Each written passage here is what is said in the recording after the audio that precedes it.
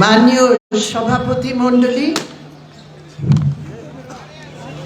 উপস্থিত আছেন কংগ্রেস এবং সিপিআইএম এর নেতৃত্ব সাথী, আমার খুবই প্রিয় ভাইরা বোনেরা, আমার প্রিয় কংগ্রেস সাথী, আপনাদের সবাইকে আমি আমার নমস্কার, প্রণাম আর সালাম জানাচ্ছি। 16 তারিখে নির্বাচন হবে এই ত্রিপুরাতে। এই নির্বাচন সাধারণ নির্বাচন আছে সেটা আমরা মনে করি না। নির্বাচন তো হয়, প্রত্যেক 5 বছরে নির্বাচন হওয়ার কথা আছে। তো আমি কেন বলছি কি এই নির্বাচন সাধারণ নির্বাচন নয়? এই জন্য কি এবার ভোট সরকার উৎখাত করার ভোট তো আছেই আছে, কিন্তু তার সাথে সাথে আমাদের গোটা দেশের উপর এই যে একটা শক্তি ভোটের নামে রাজ করছে, এই যে একটা রাজনৈতিক দল ভারতীয় জনতা পার্টি আর ওর পেছনে RSS, এই দুটো জোট শক্তি আমাদের দেশে যা সংবিধান আছে, আমাদের দেশে যা ঢাঁচা আছে, সেই ঢাঁচাকে নষ্ট করার জন্য ওরা একসাথে মিলে সরকারদের ব্যবহার করে আমাদের দেশের চরিত্রকে পাল্টাবার চেষ্টা করছে। আর এই নির্বাচন এই সময় যা হচ্ছে তার প্রভাব হবে এই 2023 এই বছরের প্রথম মাসে এই নির্বাচনে ঘোষণা হয়েছে। আর এই বছরের প্রথম নির্বাচন আমাদের ত্রিপুরা দেশে শুরু হবে।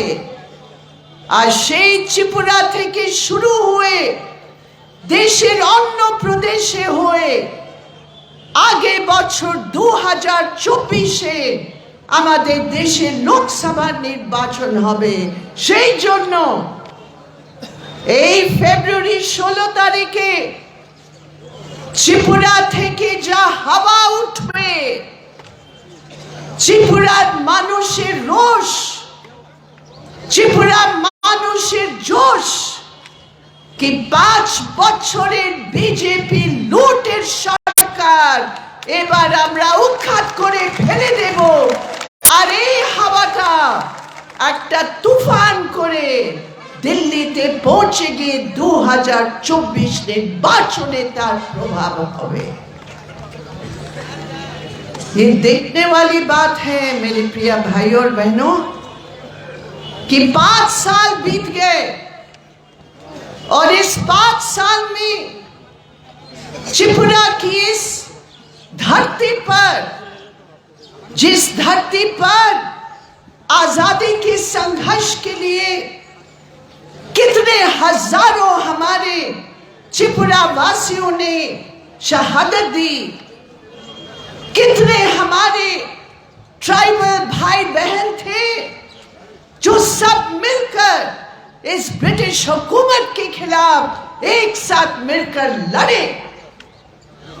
और इस 5 साल की वो जो एक अनुभव रहा, वो जो एक परंपरा रहा, वो जो एक एकता की आधार पर बात बनी, ये पिछले 5 साल ये बीजेपी के डबल इंजन सरकार ने उस पूरा परंपरा पर हमला किया। हम सोच नहीं सकते हैं, ये हमारे हिंदुस्तान की संविधान है।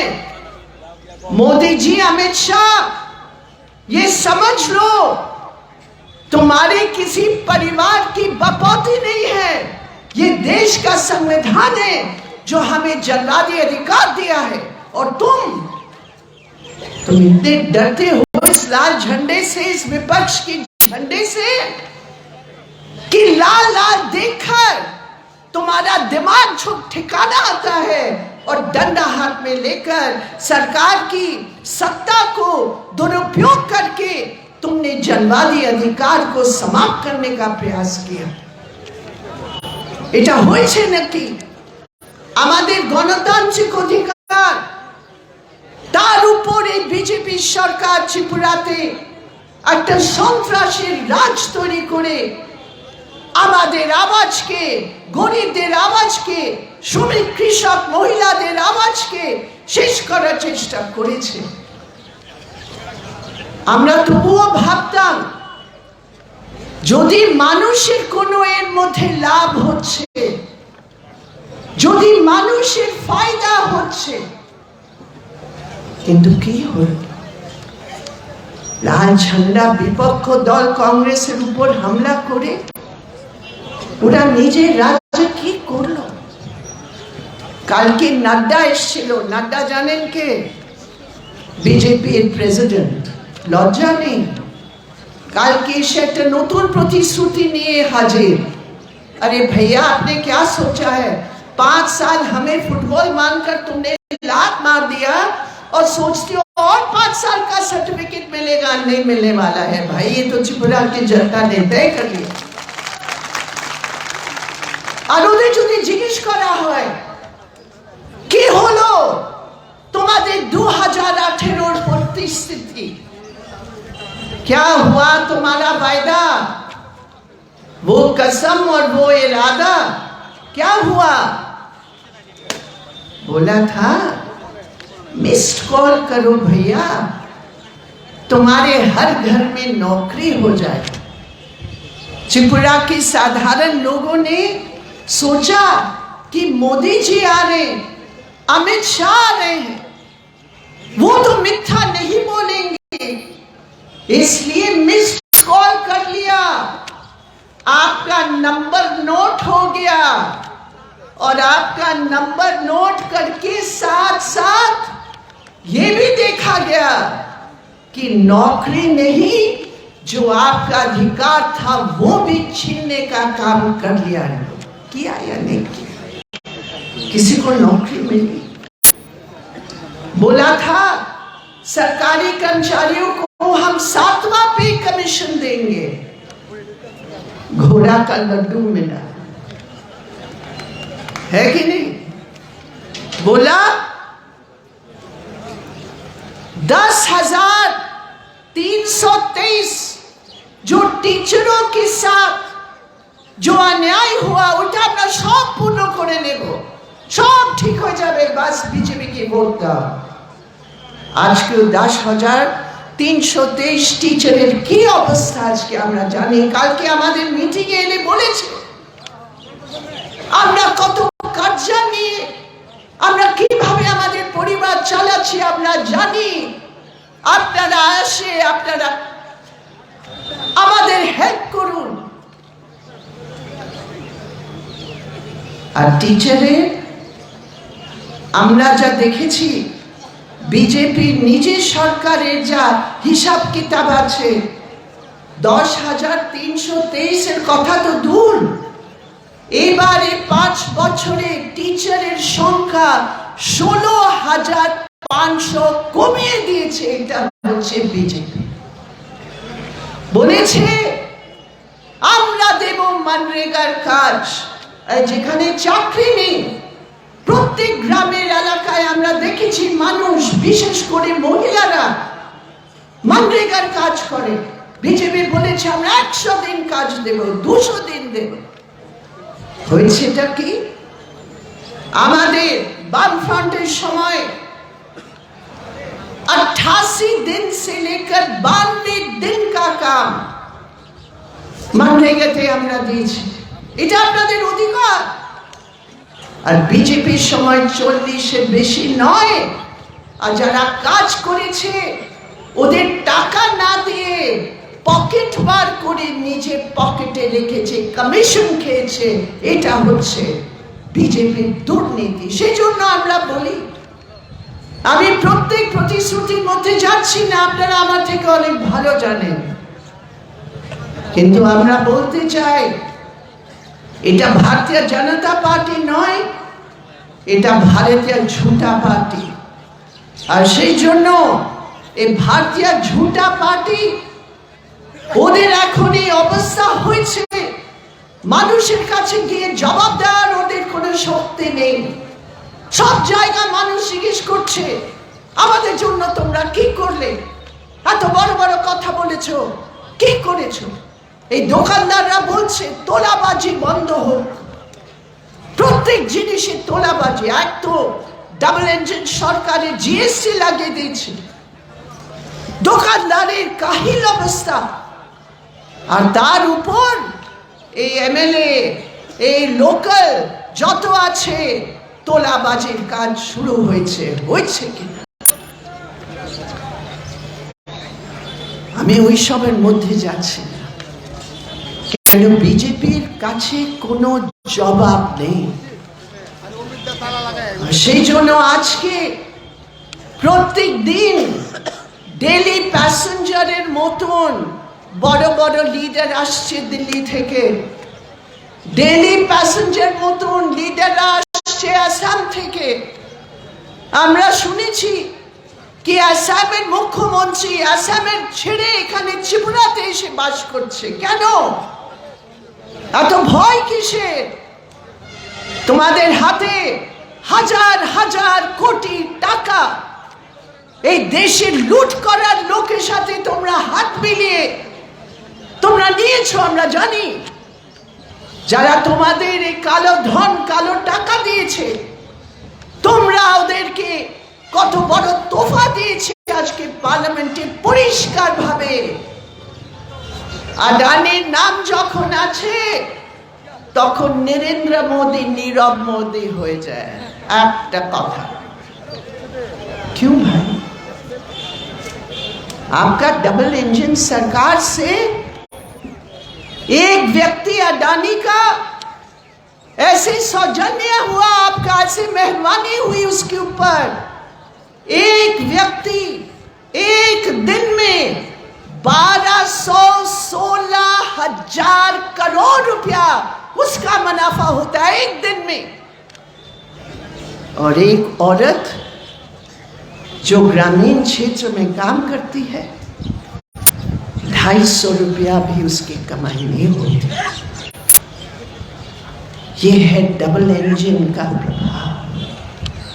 इस देश की पूंजीवादी रास्ते के तहत आज अडानी तमाम कानूनों को ताक पर रखकर मोदी जी की मेहरबानी से और उनके साथ जितने बड़े पूंजीपति इस बजट में सबको टैक्स का छूट दे दिया। लेकिन इस डबल इंजन सरकार ने एक गरीब विधवा औरत की पेंशन में एक निक्का पैसा नहीं बढ़ाया। ये है मोदी, ये है बीजेपी। ये बजट में क्या देखा? 90,000 करोड़ रुपया हमारी खाद्य सुरक्षा से काट दिया, 5 किलो राशन काट दिया हर व्यक्ति का हिंदुस्तान में। कानून के मुताबिक जो मिलना चाहिए वो काट दिया और बोलते अरे अरे हम तो 5 किलो मुफ्त दे रहे, अरे और बाकी 5 किलो कहां गया? मनरेगा का पैसा इस बजट में काट दिया। और आज जब त्रिपुरा की जनता तैयार हो रही है इसका जवाब देने के लिए, ये नेता लोग आके, और सिर्फ नेता नहीं, আমরা শুনেছি যে এখানে সেন্ট্রাল ফোর্সেস না, এখানে গুজরাট থেকে পুলিশ আনা হয়েছে, গুজরাট থেকে,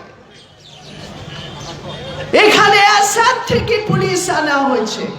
কালকে আমরা চিফ ইলেকশন কমিশনারকে চিঠি দিয়ে আমরা জিজ্ঞেস করেছি এটা কোন নিয়ম, এটা আর কোন প্রদেশে হচ্ছে? আরে যখন লোকসভা নির্বাচন হয় আমরা বুঝতে পারি কি অনেক চাপ আছে ফোর্সের, কম থাকে সেই জন্য বাইরে থেকে নিয়ে আসে।